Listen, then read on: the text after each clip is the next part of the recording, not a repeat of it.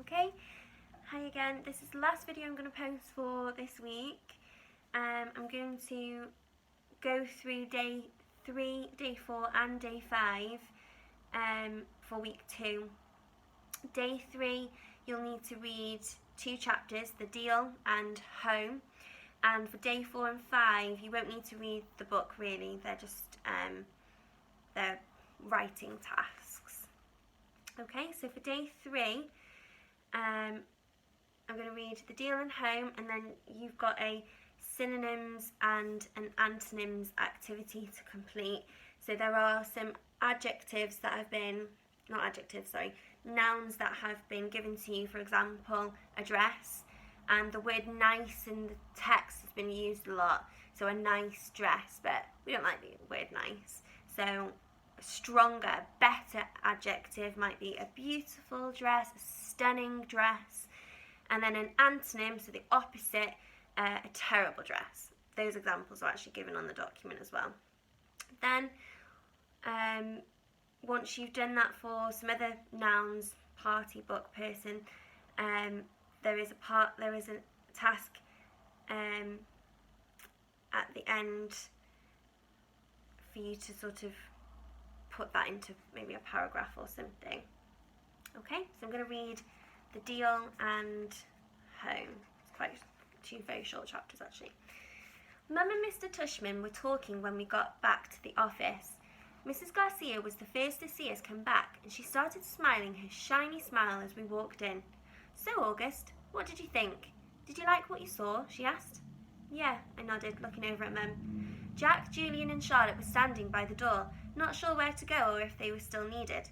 I wondered what else they'd been told about me before they'd met me. Did you see the baby chick? Mum asked me. As I shook my head, Julian said, Are you talking about the baby chicks in science? Those got donated to a farm at the end of every school year. Oh, said Mum, disappointed. But they hatch new ones every year in science, Julian added, so August will be able to see them again in the spring. Oh, good, said Mum, eyeing me. They were so cute, August. I wish you wouldn't talk to me like I was a baby in front of the other people. So, August, said Mr. Tushman, did these guys show you around enough, or do you want to see more? I realised I forgot to ask them to show you the gym. We did anyway, Mr. Tushman, said Julian. Oh, excellent, said Mr. Tushman. And I told him about the school play and some of the electives, said Charlotte. Oh, no, she said suddenly. We forgot to show him the art room. That's okay, said Mr. Tushman. But we can show it to him now, Charlotte offered. Don't we have to pick Via up soon? I said to Mum. That was our signal for my telling Mum if I really wanted to leave. Oh, you're right, said Mum, getting up. I could tell she was pretending to check the time on her watch. I'm sorry, everybody. I lost track of time. We have to go pick up my daughter at her new school. She's taking an unofficial tour today. This part wasn't a lie, that Via was checking out her new school today. The part that was a lie was that we were picking her up at the school, which we weren't. She was coming home with Dad later. Oh, where does she go to school? Asked Mr. Tushman, getting up. She's starting Faulkner High School this fall. Wow, that is not an easy school to get into. Good for her. Thank you, said Mum, nodding. It'll be a bit of a schlep, though. The A train down to 86th, then the crosstown bus all the way to the east side. Takes an hour that way, but it's just a 15-minute drive. It'll be worth it. I know a couple of kids who got into Faulkner and love it, said Mr. Tushman. We really should go, Mum, I said, taking out her pocketbook. We said goodbye kind of quickly after that. I think Mr. Tushman was a little surprised that we were leaving so suddenly, and then I wondered if he would blame Jack and Charlotte, even though it was really only Julian who made me feel kind of bad. Everyone was really nice to me. I made sure to tell Mr. Tushman before we left. I look forward to having you as a student, said Mr. Tushman, patting my back. Bye, I said to Jack, Charlotte and Julian, but I didn't look at them, or look up at all, until I left the building. Home. As soon as we had walked at least half a block from the school, Mum said, So, how did it go? Did you like it? Not yet, Mum. When we get home, I said. The moment we got inside the house, I ran to my room and threw myself onto my bed. I could tell Mum didn't know what was up, and I guess I really didn't either. I felt very sad and a tiny bit happy at the exact same time, kind of like that laughing, crying thing all over again. My dog Daisy followed me into the room, jumped on the bed and started licking me all over my face. Oh, who's a good girlie, I said in my dad voice. He's a good girlie. Is everything okay, sweetness? Mum said. She wanted to sit down beside me, but Daisy was hugging the bed. Excuse me, Daisy. She sat down, nudging Daisy over. Were those kids not nice to you, Oggy? Oh, no, I said, only half lying. They were okay. But were they nice? Mr. Tushman went out of his way to tell me that what sweet kids they are. Uh-huh, I nodded. But I kept looking at Daisy, kissing her on the nose and rubbing her ear until her back leg did that little flea scratch shake. That boy Julian seemed especially nice, Mum said. Oh, no, he was the least nice. I liked Jack, though. He was nice. I thought his name was Jack Will, but it's just Jack.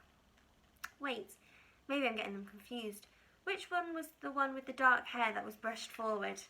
Julian. And he wasn't nice? No, not nice. Oh, she thought about this for a second. Okay, so is he the kind of kid who's one way in front of grown-ups and another way in front of kids? Yeah, I guess. Ah, I hate those, she answered, nodding. He was like, so August, what's the deal with your face? I said, looking at Daisy the whole time. Were you in a fire or something? Mum didn't say anything. When I looked up at her, I could tell she was completely shocked. He didn't say it in a mean way, I said quickly. He was just asking. Mum nodded. But I really liked Jack, I said. He was like, shut up, Julian. And Charlotte was like, you're so rude, Julian. Mum nodded again. She pressed her fingers on her forehead like she was pushing against a headache. I'm so sorry, Oggy, she said quietly. Her cheeks were bright red. No, it's okay, Mum, really. You don't have to go to school if you don't want, sweetie. I want to, I said. Oggy, really, Mum, I want to. And I wasn't lying. Okay. So, that's day 3, the synonyms and antonyms activity. Day 4, I'd like you to write at least a page, and the task is to write about a time in your life which you have found daunting. So that means scary, you've been quite worried about it. So for example, maybe your first day of school. Explain how you felt, what your thoughts were, how did you feel before the event, so before the daunting event, and then how did you feel afterwards, and how do those feelings compare, and what did you learn from the experience? Okay? Then on day 5, I want you to do a big write, so at least 2 pages. I want you to imagine that you are Jack Will. Okay, so the boy that August actually did like.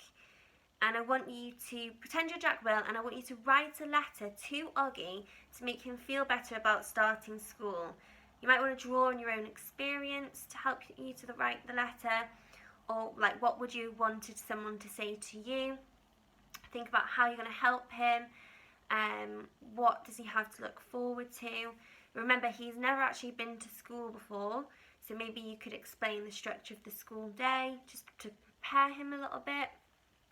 Okay. There are some helpful tips on there on the document, okay, and there's also the success criteria in the format of the have a go and show what you know slips that I give you. So the must, should and could with minimum numbers of paragraphs and adjectives and things like that to help you. Okay, and then that's all of week 2. So enjoy. I hope you like the book.